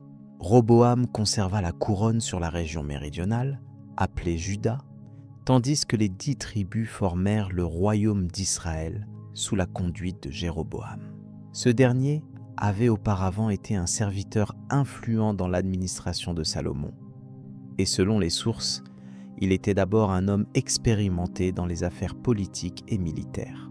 La séparation du royaume fut un moment crucial, amorçant une période de rivalité fréquente et d'instabilité. Dans le royaume de Juda, Roboam s'efforça de maintenir l'unité de son territoire en consolidant son pouvoir central. Il fit reconstruire certaines fortifications et s'appuya sur une élite fidèle pour assurer la sécurité intérieure. Cependant, malgré ses efforts, la légitimité de son autorité fut régulièrement contestée, non seulement par les anciens alliés du Nord, mais aussi par des factions rivales au sein même de Juda. Les chroniques indiquent qu'il régna pendant 18 ans avant son décès. Son fils Abijah lui succéda, poursuivant une politique conservatrice visant à restaurer l'influence du royaume du Sud.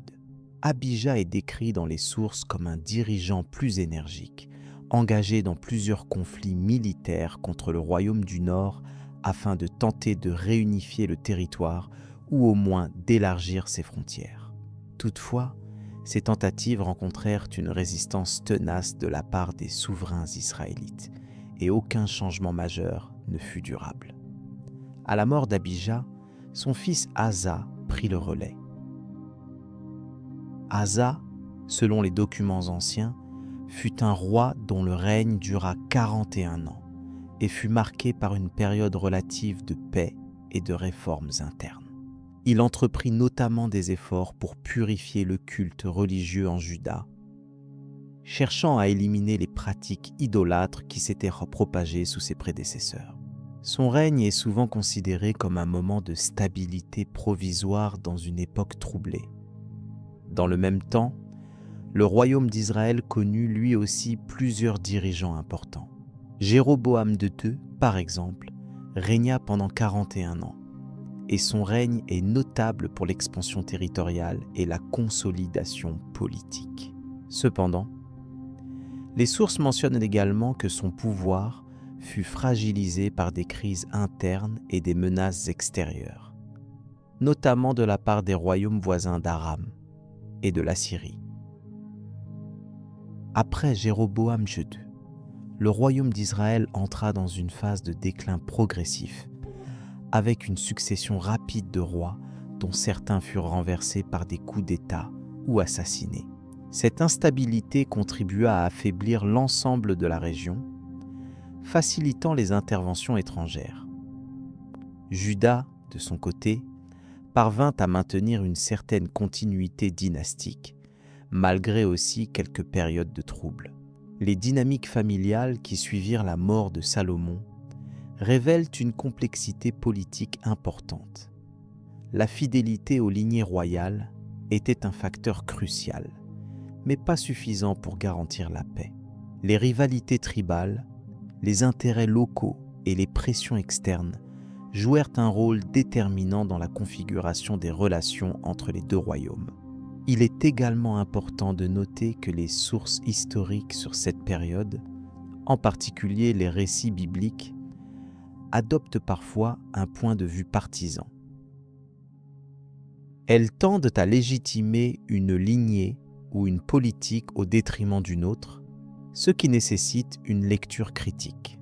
Néanmoins, elles fournissent une base incontournable pour comprendre les mécanismes de succession et les enjeux politiques majeurs de cette époque.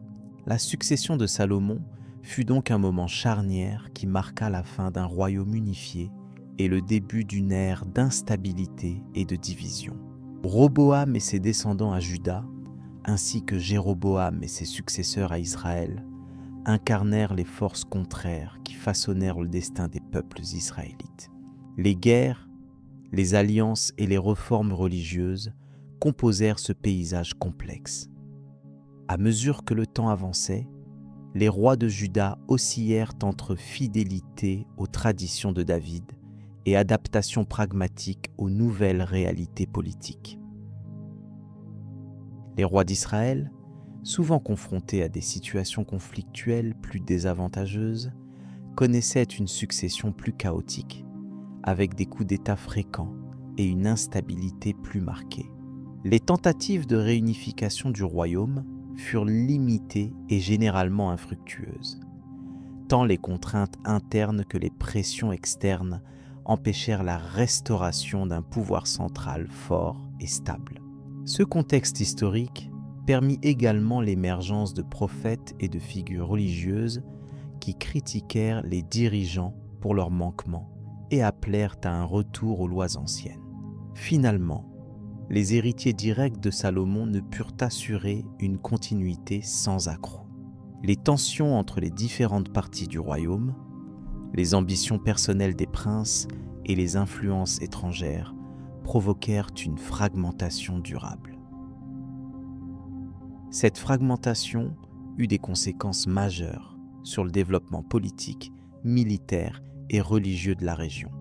Dans cette phase historique, il convient de reconnaître l'importance des institutions mises en place sous Salomon qui, malgré la division, continuèrent de structurer l'organisation des royaumes héritiers. Mais ces institutions durent s'adapter à une réalité bien différente, marquée par la présence de puissances étrangères et l'émergence de nouvelles menaces. Les récits mentionnent également que certaines figures secondaires, tels que certains prophètes ou chefs militaires, jouèrent un rôle plus ou moins visible dans les conflits et les négociations qui suivirent la disparition de Salomon. Toutefois, la documentation principale reste centrée sur les lignées royales et les grandes décisions politiques. L'évolution des royaumes de Juda et d'Israël pendant cette période peut être analysée comme une série d'essais pour définir des frontières durables, tant territoriales que politiques. Chacun des souverains tentait, à sa manière, de stabiliser le pouvoir et de préserver l'héritage témoignant de leur ascendance. Ainsi, la succession après Salomon illustre la complexité inhérente aux monarchies anciennes, où les liens familiaux, la légitimité religieuse et l'équilibre des forces jouaient tous un rôle déterminant. Les conséquences de cette division s'étendirent bien au-delà de la simple transmission du trône. La lente décomposition du royaume initial et la création de deux entités politiques distinctes permirent l'émergence de tensions qui influencèrent profondément l'histoire du Proche-Orient. Chaque royaume développa ses propres traditions, coutumes et alliances, façonnant une période caractérisée à la fois par des rivalités et des contacts incessants. En conclusion, les héritiers attestés du royaume de Salomon, notamment Roboam à Juda et Jéroboam à Israël, incarnèrent les forces dynamiques qui déterminèrent la trajectoire politique post-salomonienne. Leur règne respectif fut marqué par des défis importants, que ce soit au niveau interne ou face aux puissances voisines. Cette étape préparait la suite de l'histoire, avec ses conflits et ses transformations profondes. Le développement politique et social de cette époque appelle à une réflexion attentive sur la nature des pouvoirs monarchiques anciens et leur capacité à survivre à l'épreuve du temps. À présent, il est pertinent d'aborder la manière dont ces dynamiques influencèrent directement les événements militaires et religieux du royaume à la suite de ces changements dans la succession. L'héritage de Salomon dans la tradition antique. Salomon occupe une place centrale dans les traditions anciennes, où son règne est présenté comme exemplaire, marqué par la sagesse et la justice. Selon les textes juifs, notamment dans la Bible hébraïque, il est le fils de David et Bathsheba, devenu roi après son père. Sa montée au pouvoir est dépeinte comme légitime, renforçant une dynastie unie et prospère. Salomon est surtout reconnu pour sa sagesse exceptionnelle, un don divin selon les récits, qui lui permit de juger avec discernement et d'établir des lois durables. Dans la tradition juive, son règne s'étend sur environ 40 ans, période pendant laquelle il entreprend la construction du Temple de Jérusalem, symbole central de la religion et de l'identité nationale. Ce temple est décrit comme un chef-d'œuvre architectural, réalisé avec soin et minutie pour devenir le lieu sacré de la présence divine en Israël. La Bible insiste sur l'importance de ce bâtiment comme centre du culte, ainsi que sur la richesse accumulée grâce au commerce et à l'alliance avec d'autres royaumes. La figure de Salomon est également évoquée dans les textes chrétiens, où il conserve son image de souverain sage et justicier. Le Nouveau Testament, tout en mentionnant peu directement le roi, s'appuie sur sa réputation pour illustrer la sagesse ou la folie selon le choix d'une vie conforme ou non à Dieu. La tradition patristique approfondit ces thèmes, faisant de lui un modèle à la fois positif et un exemple de précaution face à l'orgueil. Dans le cadre musulman, Salomon est une figure prophétique, mentionnée dans le Coran comme Sulaiman. Sa sagesse et son autorité sont soulignées, notamment dans sa capacité à contrôler les vents, les djinns et les autres créatures invisibles. Le récit coranique insiste sur la justice et la sagesse de Sulaiman, mais aussi sur ses relations avec les royaumes voisins. Il est présenté comme un homme de foi, soumis à Dieu, qui commande avec équité et puissance. Les légendes entourant Salomon traversent ainsi plusieurs cultures et religions, chacune mettant en avant des aspects spécifiques de son personnage. Ces versions contribuent à construire un héritage commun mais complexe, où les notions de sagesse, de justice et de piété sont centrales. Si les détails diffèrent, le consensus reste sur la stature exceptionnelle de ce roi qui symbolise un idéal monarchique alliant puissance politique et vertu morale. L'influence de ce personnage s'étend également à la littérature et à la philosophie antique, où il est souvent cité comme incarnation de la sagesse. Son nom apparaît fréquemment dans des compilations de proverbes, des traités sur la justice ou encore dans les réflexions sur les responsabilités du pouvoir. Cette omniprésence témoigne de l'importance accordée à son image dans la construction intellectuelle du monde antique. Dans le judaïsme, le livre des proverbes, le cantique des cantiques et l'Ecclésiaste sont traditionnellement attribués à Salomon, même si les études modernes nuancent cette attribution. Ces textes composent une partie significative de la littérature sapientiale, apportant des enseignements variés sur la vie, la morale et la foi. Salomon y est présenté comme un penseur profond, capable de synthétiser expérience et révélation divine. Du côté chrétien, son image est reprise pour discuter des vertus indispensables à tout dirigeant chrétien, à savoir la patience, la justice et l'humilité. À travers les Écritures et la tradition théologique, Salomon devient un modèle à méditer, qui éclaire la manière d'exercer un pouvoir au sein de la communauté des fidèles. Il sert ainsi d'exemple qui dépasse son temps, adapté à la morale et aux besoins des chrétiens. L'islam, en intégrant la figure de Sulaiman, offre une dimension nouvelle en lui attribuant des pouvoirs surnaturels, soulignant ainsi son rôle unique dans la hiérarchie prophétique. Le Coran le décrit comme un souverain détenteur d'une sagesse et d'une capacité décisionnelle exceptionnelle, capable de maîtriser des forces invisibles et d'assurer la paix entre les peuples. Ces caractéristiques renforcent son prestige et sa place dans la tradition musulmane. il est important de noter que plusieurs récits mythologiques prennent appui sur l'histoire de Salomon, parfois en exagérant son rôle ou en attribuant des événements qui ne figurent pas dans les sources principales. La véracité historique est souvent difficile à établir à cause de ces embellissements, mais le noyau traditionnel autour de ce roi juste et sage demeure solide. Ce mélange d'histoire et de légende reflète la manière dont les sociétés antiques construisaient leur mémoire collective. Les liens familiaux de Salomon sont traités avec prudence dans les textes.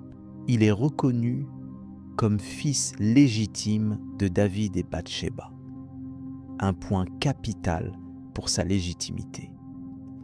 Ses descendants sont également mentionnés, bien que les récits montrent parfois une certaine divergence sur leur identité exacte.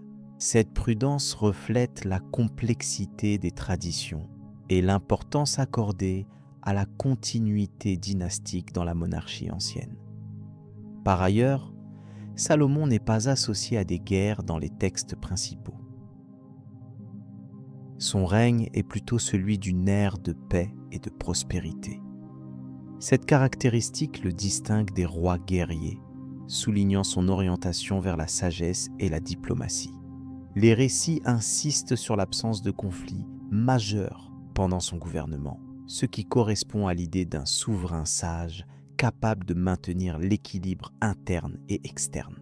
Les traditions antiques valorisent ainsi la figure de Salomon comme un idéal de roi qui gouverne par le discernement plutôt que par la force. Cette image a laissé une marque durable dans l'histoire des idées politiques et religieuses. Elle invite à réfléchir sur les qualités désirables d'un dirigeant, thème toujours pertinent dans les sociétés ultérieures, jusqu'à nos jours. C'est cet héritage complexe et riche qui continue d'intéresser historiens, théologiens et philosophes. Dans cet ensemble d'interprétations, Salomon est à la fois un personnage historique et une figure symbolique. Sa sagesse, sa justice et sa piété sont autant d'éléments qui contribuent à en faire un modèle universel. Cette double nature rend son étude passionnante, car elle permet de comprendre comment une figure peut traverser les époques et les cultures, en s'adaptant aux besoins et aux croyances de chacun. Cette exploration s'achève en laissant la porte ouverte à un examen plus approfondi des textes et des contextes dans lesquels Salomon apparaît. Les différentes approches permettent d'apprécier la richesse et la diversité de son héritage, sans perdre de vue les limites de nos connaissances historiques. Cette perspective invite à poursuivre la réflexion sur l'importance de Salomon dans le patrimoine des civilisations antiques. La place de Salomon dans l'histoire moderne. La figure de Salomon occupe une place singulière dans l'histoire moderne, grâce à son empreinte durable sur la culture, la pensée et la mémoire collective.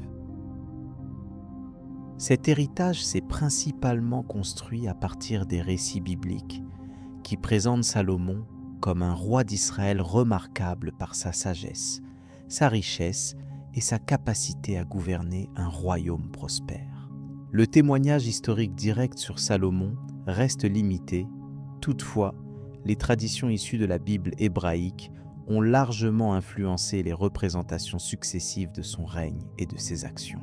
Les éléments historiques permettent de situer Salomon au Xe siècle avant notre ère, succédant à son père David sur le trône d'Israël. Il est reconnu pour avoir consolidé un royaume unifié, renforçant l'administration et développant des infrastructures économiques et religieuses solides.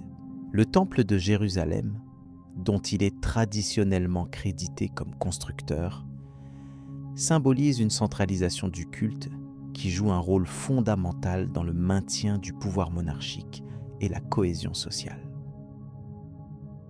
Sa gestion politique s'est accompagnée de relations diplomatiques étendues, notamment avec les puissances voisines, ce qui a contribué à la reconnaissance du royaume sur le plan international. Sur le plan culturel, l'image de Salomon a traversé les âges. s'imposant comme un archétype du souverain sage et juste. Cette réputation est notamment renforcée par la célèbre histoire du jugement, qui illustre son discernement et sa capacité à résoudre des conflits complexes. Nombreuses sont les traditions religieuses et philosophiques à intégrer Salomon comme figure exemplaire. Dans la tradition juive, chrétienne et islamique, il incarne la sagesse divine appliquée à la gouvernance humaine. Cette réception interconfessionnelle souligne l'universalité de son profil et sa permanence dans l'imaginaire collectif. L'impact de Salomon ne se limite pas à la sphère religieuse. Sa légende a également marqué l'Occident chrétien, où il a inspiré des œuvres littéraires, artistiques et philosophiques. Durant la Renaissance, son image a été revisitée à travers des textes et des représentations picturales qui mettaient en avant sa sagesse et sa justice. Par ailleurs, sa figure a servi de référence dans des débats politiques et éthiques, soulignant les qualités attendues d'un dirigeant. Cette réinterprétation ininterrompue montre la capacité de Salomon à traverser le temps en demeurant pertinent dans des contextes variés. La symbolique associée à Salomon a aussi donné lieu à des usages particuliers dans certains mouvements ésotériques et initiatiques. Des références à sa sagesse et à ses attributs royaux sont présentes dans des cercles cherchant à établir des liens entre connaissance, pouvoir et spiritualité. Ces appropriations témoignent d'une dimension mystique qui vient désormais compléter les aspects historiques et religieux traditionnels. Cependant, ces interprétations demeurent marginales par rapport à la perception principale du souverain comme modèle de sagesse politique et morale. En analysant l'histoire moderne, il convient de noter l'influence de Salomon sur la culture populaire. Des œuvres contemporaines, allant des romans aux films, exploitent son image pour évoquer des thèmes universels tels que la justice, la sagesse ou le pouvoir. Cette continuité dans l'utilisation symbolique souligne l'attachement durable à ce personnage en dépit de l'écart temporel et des transformations sociétales. Par ailleurs, la figure de Salomon sert parfois à critiquer ou questionner les pratiques politiques, témoignant ainsi d'un rôle critique au sein des sociétés modernes. Les recherches archéologiques et historiques récentes ont aussi nourri les réflexions sur Salomon, en apportant des éléments contextuels sur le royaume d'Israël à l'époque attribuée à son règne. Bien que l'absence de preuves directes rende délicate une reconstitution précise, l'étude des vestiges urbains, des inscriptions et des documents voisins contribue à mieux comprendre l'environnement politique, économique et culturel de cette période. Cette contextualisation enrichit la perception historique de Salomon, en différenciant la réalité factuelle des embellissements successifs. Les récits bibliques, tout en contenant des éléments historiques, présentent également des dimensions idéologiques et théologiques importantes. Salomon est fait porteur d'un projet religieux nationaliste visant à affirmer la primauté du monothéisme et à renforcer l'identité collective d'Israël. Le temple qu'il fait construire correspond à ce dessein, centralisant le culte autour d'une institution unique et unifiée. Cette centralisation se double d'une volonté politique, visant à garantir la souveraineté et la stabilité du royaume face aux menaces internes et externes. Dans le domaine de la sagesse, les écrits attribués à Salomon, tels que les Proverbes, l'Ecclésiaste ou le Cantique des Cantiques, occupent une place unique. Ils reflètent une réflexion sur la condition humaine, la morale et le comportement juste. Ces textes ont influencé profondément la pensée éthique occidentale, en proposant une approche rationnelle du monde et des relations humaines. Leur inclusion dans le canon biblique souligne l'autorité accordée à Salomon comme auteur et maître spirituel. Sur le plan politique, Salomon est souvent présenté comme un législateur et un administrateur habile. Sa capacité à organiser le royaume en différentes provinces, à établir des structures fiscales et militaires, contribue à la pérennité de son autorité. Ces mesures renforcent la centralisation du pouvoir royal et assurent une gestion efficace du territoire. L'importance accordée à l'ordre et à la justice constitue un élément fondamental de son règne, associé à la notion d'un gouvernement éclairé. Malgré les nombreuses qualités qui lui sont attribuées, le récit biblique évoque également certaines limites du règne de Salomon. Certains textes mentionnent des difficultés liées à ses nombreuses alliances matrimoniales et à la tolérance de cultes étrangers. Ces aspects sont interprétés comme des faiblesses ayant contribué à l'affaiblissement ultérieur du royaume, notamment à sa division après sa mort. Cette ambivalence souligne la complexité historique et théologique de la figure de Salomon, entre succès et contradiction. L'héritage de Salomon se manifeste aussi dans la mémoire collective par la place qu'il occupe dans les traditions orales et écrites. Dans différentes cultures, il est perçu tantôt en sage, tantôt en roi puissant, mais toujours comme un repère moral et intellectuel. Cette dimension didactique joue un rôle majeur dans la transmission des valeurs et des normes sociales, consolidant le rôle de Salomon comme modèle à suivre. L'adaptation permanente de son image témoigne de l'importance de son message dans l'histoire humaine. Au cours des siècles, plusieurs monarchies européennes ont revendiqué une filiation symbolique avec Salomon, allant jusqu'à inscrire sa légende dans leur propre histoire. Cette appropriation traduit le désir de s'identifier à une figure de prestige et de sagesse politique, consolidant ainsi leur propre légitimité. Par exemple, dans la tradition française et d'autres royaumes, l'allusion à Salomon sert à affirmer un idéal de gouvernance fondé sur la justice et la prudence. Ces usages politiques participent à la diffusion continue de son image. Les études modernes analysent également la réception critique de la figure de Salomon. On observe un intérêt pour les différentes facettes de son règne et de sa légende, en cherchant à distinguer les faits des interprétations ultérieures. Cette démarche critique vise à replacer Salomon dans son contexte historique précis, tout en analysant les mécanismes de construction de sa mémoire. Ce travail contribue à une meilleure compréhension des enjeux politiques, sociaux et religieux qui ont façonné son image. Ainsi, la place de Salomon dans l'histoire moderne ne se résume pas à une simple figure du passé lointain. Elle s'inscrit dans une dynamique permanente de réinterprétation et d'adaptation aux enjeux contemporains.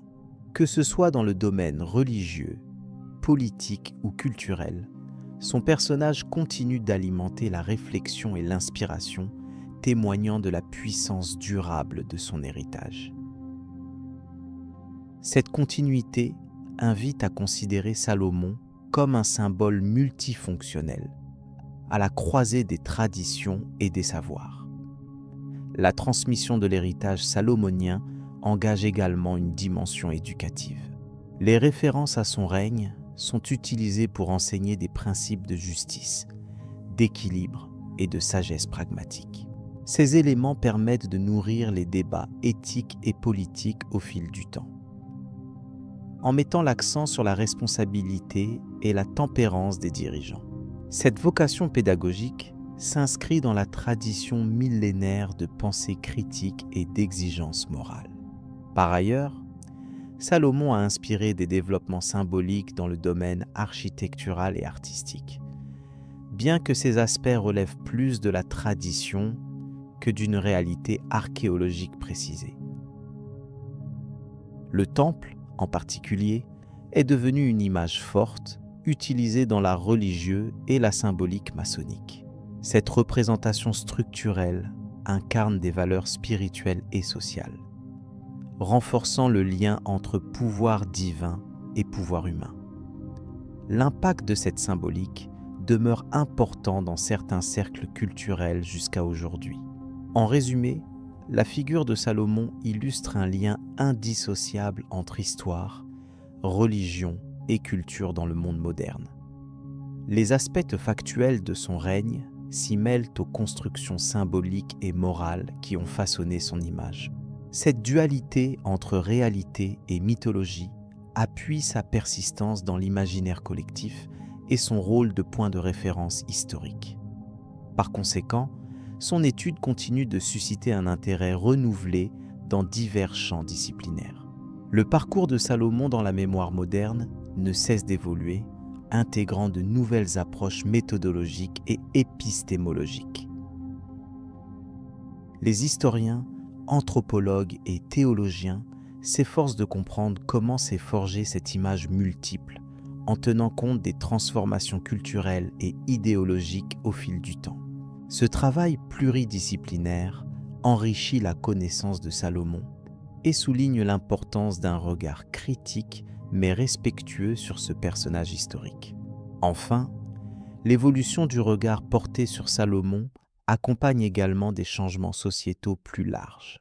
Le roi sage devient un modèle adaptable aux défis contemporains, notamment ceux liés à la gouvernance responsable, à la recherche d'un équilibre entre pouvoir et éthique. Cette actualisation de son image témoigne du besoin constant de repères historiques et symboliques servant à orienter la vie publique et individuelle. Elle participe ainsi à la construction d'une identité collective fondée sur des valeurs partagées.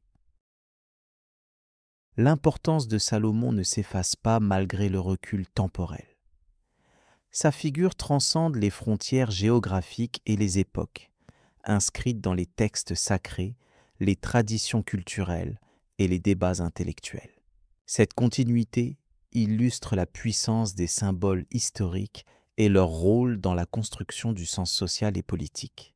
L'étude approfondie de Salomon offre une clé pour comprendre la complexité des interactions entre histoire, mémoire et représentation. La contribution de Salomon à l'histoire moderne est aussi visible dans la manière dont il influence la réflexion sur la nature du pouvoir et de la sagesse. Sa légende interroge la légitimité du souverain, le rapport entre justice et autorité, ainsi que la manière dont le savoir peut être mis au service du bien commun. Ces interrogations demeurent centrales dans la théorie politique contemporaine, démontrant la pérennité de son apport conceptuel. En définitive, Salomon demeure une figure incontournable qui lie passé et présent. Son héritage est confronté aux exigences de l'histoire critique, tout en continuant à inspirer plusieurs domaines du savoir et de la culture. Cette coexistence entre la rigueur factuelle et la richesse symbolique fait de lui un personnage qui traverse les siècles avec constance. Elle invite à poursuivre l'étude de son rôle et de sa signification dans notre monde contemporain. Maintenant, poursuivons notre exploration en nous penchant sur d'autres figures historiques dont l'impact s'est également prolongé jusqu'à nos jours, tout en offrant une perspective différente sur le rapport entre pouvoir et mémoire.